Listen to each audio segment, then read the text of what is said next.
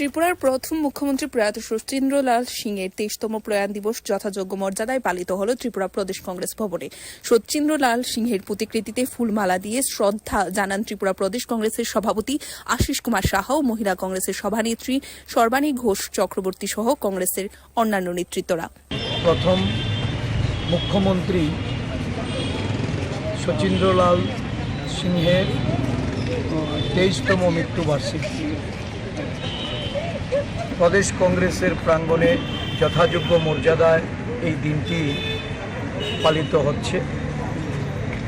প্রয়াত এই প্রথম রাজ্যের মুখ্যমন্ত্রী, স্বাধীনতা সংগ্রামী, আমাদের এই রাজ্যের জননেতা শচীন্দ্রলাল সিংহকে স্মরণ করে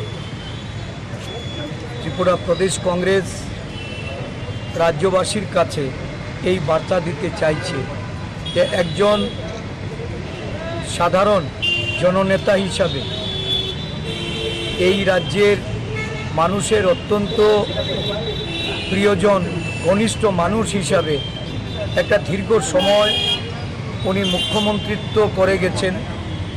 রাজ্যের আপামর মানুষের তাদের জীবনযাপন, তাদের উন্নয়নে উনি ত্রিপুরাবাসীকে যেভাবে পথ দেখিয়েছেন, ত্রিপুরার প্রশাসনকে গিরিকন্দরের রাজ্যের গ্রামীণ এলাকার উন্নয়নে, বিশেষ করে এই রাজ্যে।